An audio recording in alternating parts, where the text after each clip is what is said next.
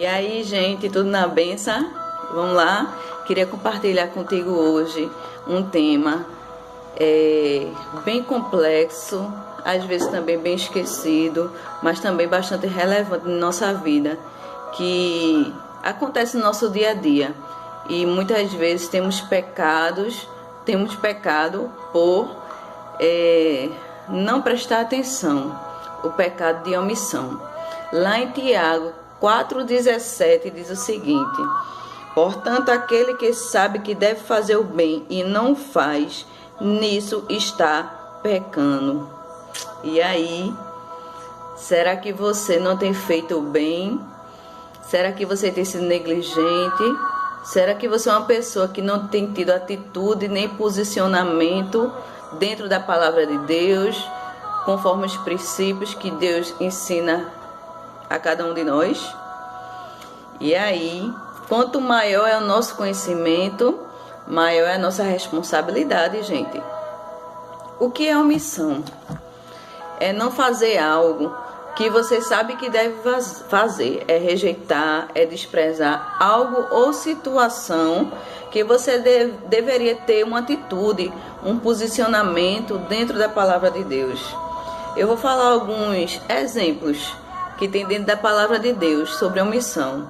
Lá em Lucas 10, do 30 ao 37, a gente pode ver a passagem do bom samaritano, onde um homem estava lá, foi roubado, estava cheio de ferida, maltratado, passou um levita, passou um sacerdote e nada fez por aquele homem. Veio um bom samaritano, pegou ele, levou para uma hospedaria, pediu para que o dono cuidasse dele, fizesse tudo que fosse necessário, que ele pagaria.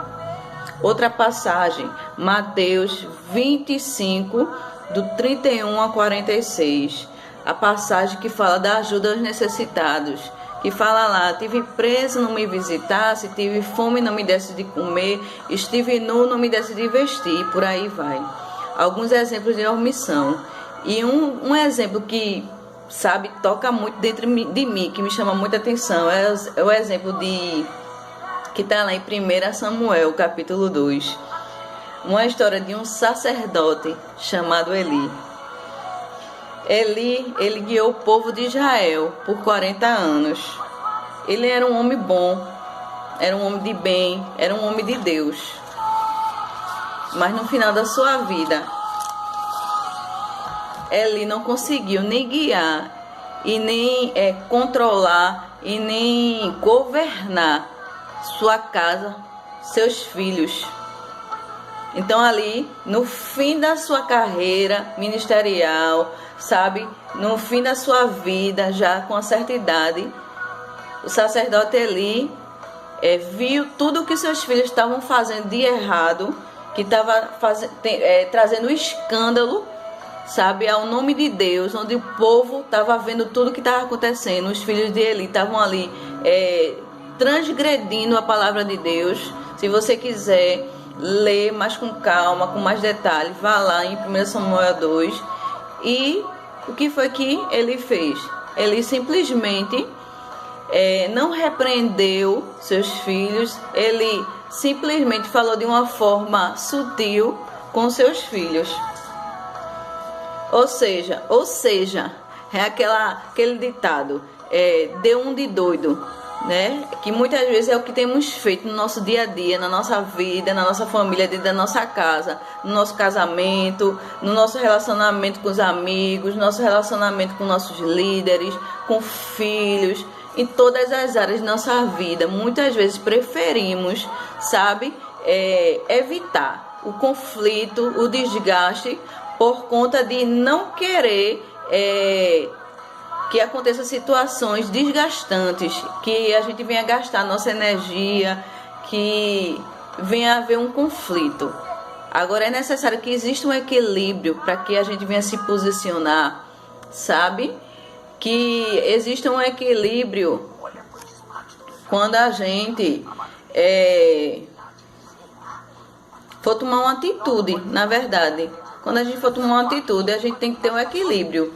A gente tem que saber falar, saber se posicionar com amor, com paciência dentro da palavra de Deus. Não é se posicionar, não é tomar uma atitude de qualquer jeito, de qualquer forma, entende?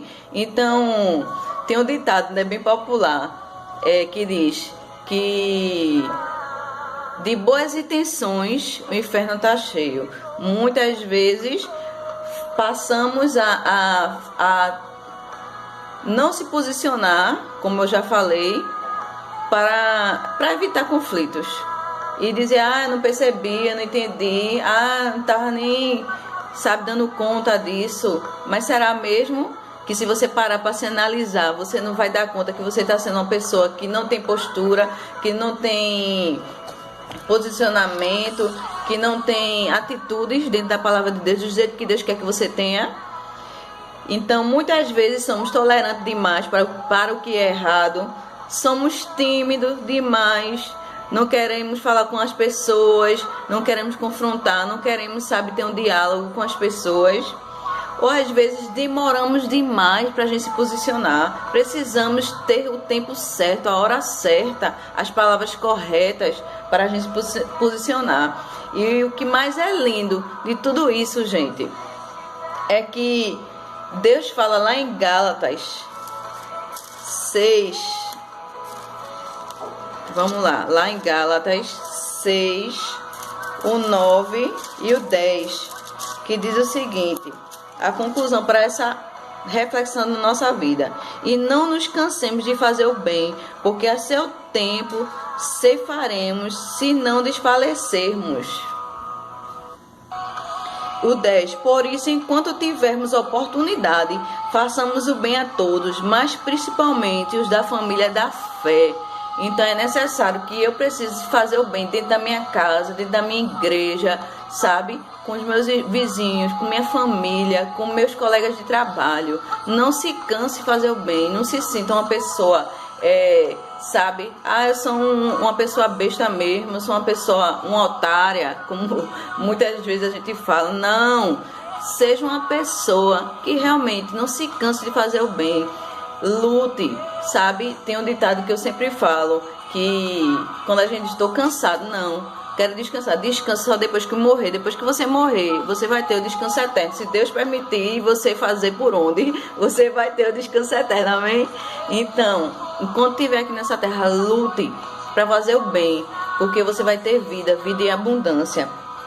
Então, gente, quando a gente faz a vontade de Deus, a gente vive uma vida produtiva e frutífera. Você vai ter uma vida, que vai transbordar, de bênção, de prosperidade, e uma vida frutífera, que você vai produzir muitos frutos, muito alimento para você mesmo, para sua família e para aqueles que estão ao seu redor.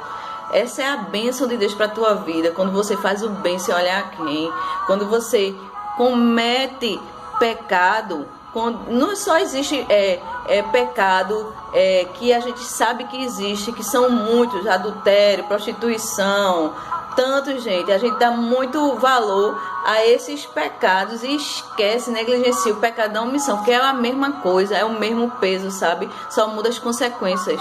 Então, abra seus olhos, se desperte e a partir de hoje faça o bem sem olhar a quem. Amém? Deus abençoe a tua vida, que você seja muito abençoado por essa palavra. Fica com Deus.